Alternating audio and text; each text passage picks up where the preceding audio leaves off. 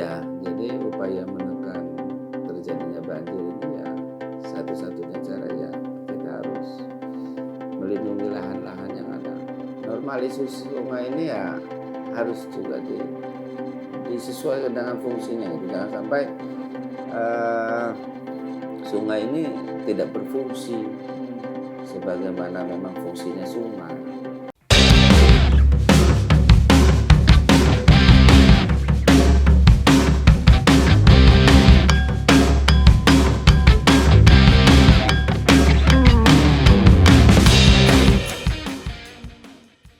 Hitungan 3, 2, 1, action.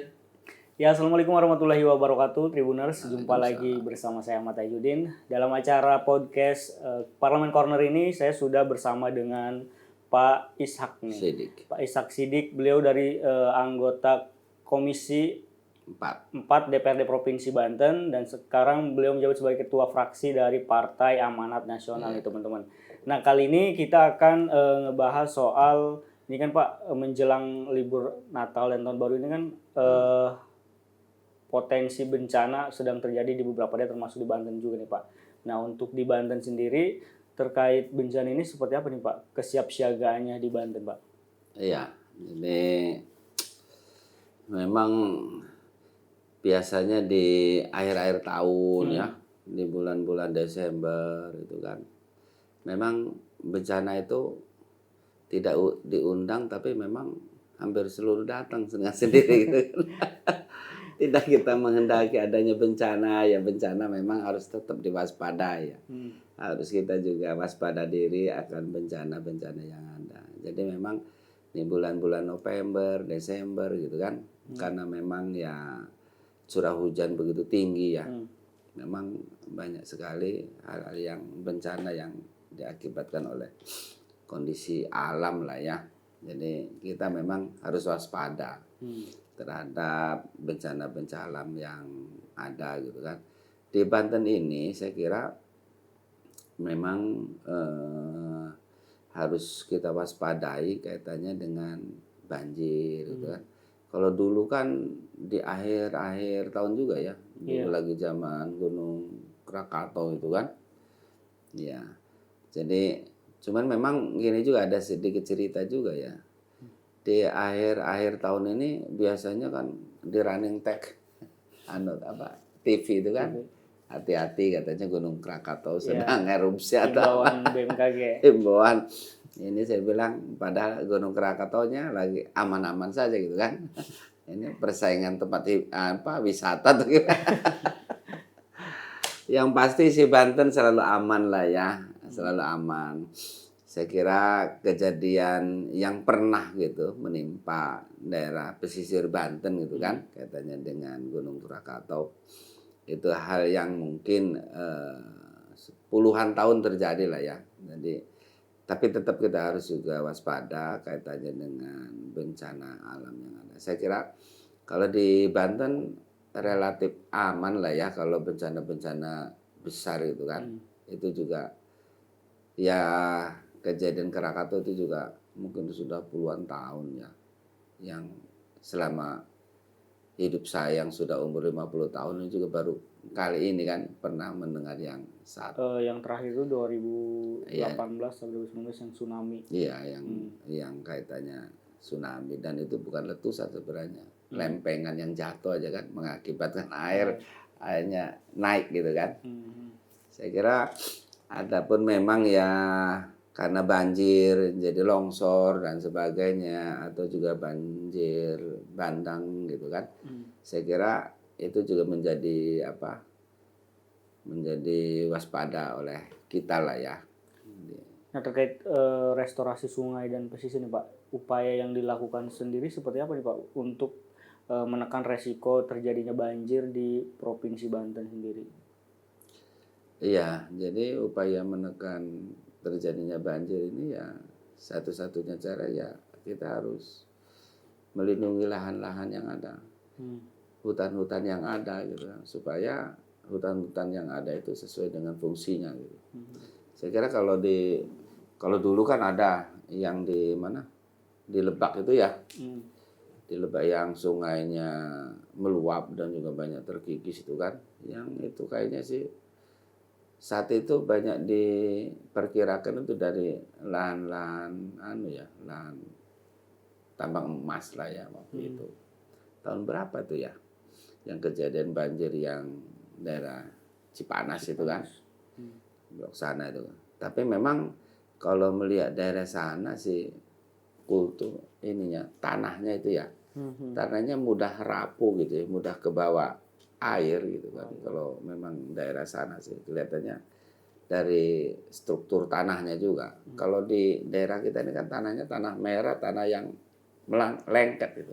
Kalau sana tanahnya yang ngepiar gitu ya. Inilah yang mungkin juga hutannya nggak boleh terkikis gitu, nggak boleh mungkin tanaman-tanaman besarnya dan sebagainya itu yang memang harus betul dijaga supaya ketika hujan lebat turun itu kan abrasi, longsor dan sebagainya nggak terjadi gitu kan. Sekarang di Banten pernah kejadian hanya 2 kali ya, yang katanya yang di Lebak itu dengan Gunung Krakatau yang lempengannya jatuh. Nah, kalau untuk melihat situasi di Banten sendiri saat ini, apa sih Pak yang mendesak untuk dilakukan perbaikan terlebih dahulu dalam entah sungai atau pesisir ini Pak, untuk menjaga agar tidak abrasi itu seperti apa Pak? Iya, kalau pesisir ya harus kita jaga ya dengan menanam pohon-pohon mangrove itu kan. Jadi supaya ya tidak terjadi terus abrasi gitu ya. Kaitannya dengan hutan-hutan, kaitannya dengan sungai-sungai yang ada, ya sungai-sungai juga harus dijaga, kita kembalikan kepada fungsinya gitu kan, sebagai aliran-aliran air yang memang itu betul-betul bisa dijaga gitu kan.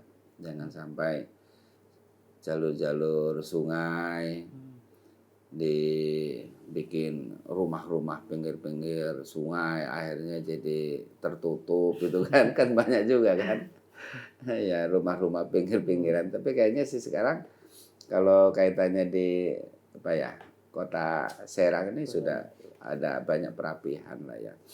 Cuman saya kira sih di kota-kota besar ya yang kaitannya dengan kota Tangerang, Tangsel itu kan, ya penduduk semakin padat, tapi nggak tahu dulu tuh sungai-sungai yang ada gitu kan. Karena aliran-aliran sungai yang dulu mungkin agak lebar gitu kan, karena penduduk padat akhirnya menjadi sempit itu kan aliran sungainya. Ya pada akhirnya banjir kemana-mana. Karena rata-rata pengembang ini ya nggak melihat jalur airnya ini kemana, besaran sungainya seperti apa gitu kan. Akhirnya pada akhirnya ya dengan hujan yang cukup besar aja banjir di mana-mana.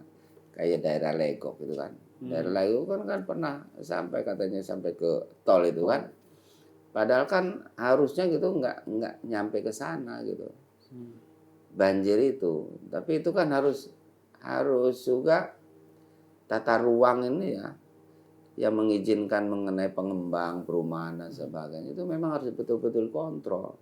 Jadi keberadaannya aliran-aliran sungainya ini jangan sampai aliran sungai menjadi sempit, sementara penduduk semakin padat. Pada akhirnya jalur air juga terkadang nggak ketemu kemana. Normalisasi sungai diperlukan pasti Pak untuk pastilah, pasti. Iya. Banjir. Iya, normalisasi sungai ini ya harus juga disesuaikan dengan fungsinya gitu. Jangan sampai sungai ini tidak berfungsi sebagaimana memang fungsinya sungai. Ya, yang rugi ya masyarakat juga gitu kan. Hanya kebanjir, rumah juga ya rusak dan sebagainya. Ya itu diakibatkan dengan kita tidak menghargai alam lah ya. Padahal sungai itu dari dulunya sudah ada gitu kan. Tinggal manusia yang menjaga sungai itu, jangan diuruk, jangan dipersempit. Apalagi sekarang tidak dipersempit aja, debit airnya semakin tinggi karena pemukiman semakin banyak. Lahan-lahan luas semakin berkurang, semakin banyak lahan-lahan pemukiman, otomatis kan air semakin banyak terbuang, harus mencari jalan sendiri air kan. Nggak bisa akhirnya diarahkan kemana-kemana. Dia akan mencari jalan sendiri kan. Termasuk buang sampah di kali, jadi penumpukan juga. Iya. Ya itulah. Kalau kita ya tambah sembarangan gitu kan, buang air, buang sampah ke sungai. Nanti aliran sungai harusnya tidak membawa apa-apa, bawa sampah berantakan, mampet di mana-mana, airnya luber di mana-mana air. Di pemukiman saya kira harapan saya gitu ya. Di musim hujan yang cukup kencang ini ya, artinya debit air cukup tinggi, musim hujannya juga begitu sering gitu kan. Karena saya merasa di 1 tahun ini agak kemaraunya nggak ada ya. Hujan terus gitu kan. Saya kira kita bersama-sama ya seluruh warga Banten untuk sama-sama bisa menjaga lingkungan kita, menjaga sungai kita, tidak dijadikan buang sampah sehingga aliran sungai itu berfungsi sebagaimana untuk mengaliri air itu kan, tidak bersama sampah yang akhirnya sampah membuat di mana-mana mandeg, di mana-mana airnya tertutupi sampah, akhirnya air meluap kemana-mana. Saya kira ya seluruh warga kita, warga Banten, saya kira untuk sama-sama menjaga keberadaan sungai.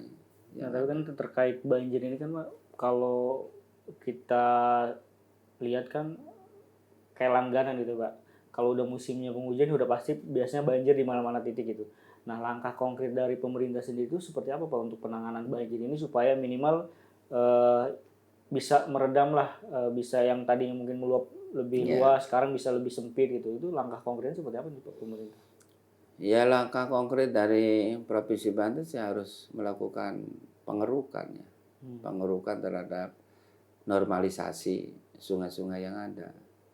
Jadi ini kan sungai ini kan kalau lama-kelamaan kan semakin banyak sedimen-sedimen ya, lumpur-lumpur, semakin dangkal. Harusnya ya bisa mengaliri air yang begitu besar itu kan, tapi karena dangkal ya air sedikit aja sudah melimpah kemana-mana. Yang dilakukan Provinsi Banten ya harus melakukan pengerukan. Yang selama ini sih kelihatannya sudah dilakukan di beberapa tempat ya, kayak sungai yang di arah ke Semen itu ya, arah Banten itu. Kemarin saya rapat dengan PUPR. Menyajikan gambarnya sudah melakukan pengerukan sana dan juga pinggir-pinggirnya juga sudah dilakukan tembok penahan tanahnya itu, TPT-nya itu. Saya kira sudah cukup bagus aliran yang ke Sungai Cibanten kayaknya itu. Saya kira daerah-daerah ini juga harus mengikuti seperti itu gitu ya. Nah, kalau untuk daerah yang pesisir itu sendiri gimana Pak untuk penanganan supaya ancaman abrasi ini Pak? Ya tadi itu kalau pesisir kan kaitannya dengan air laut ya. Ya harus dilakukan penanaman pohon mangrove itu. Kalau pinggir laut supaya ya tidak terjadi abrasi.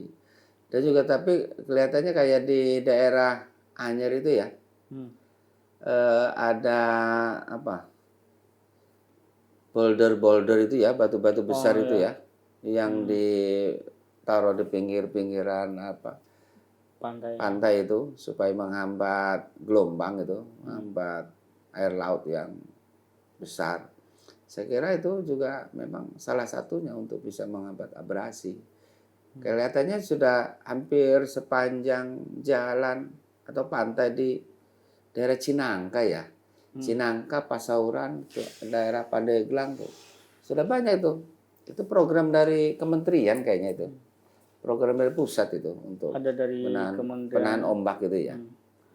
Jadi cukup membantu itu, karena saya lihat di Pasauran itu bahkan itu agak ke tengah tuh dicor itu, penahan ombaknya gitu kan. Kalau dulu saya lagi main ke sana tuh kalau udah anginnya kenceng, ombaknya besar terus juga mecah gitu kan. Tapi kalau ada itu kayaknya sih ikut meredam itu. Karena sebelum pengecoran itu kan diuruk dengan boulder ya. Boulder itu kan pemecah ombak ya. Dia masuk di sela-sela.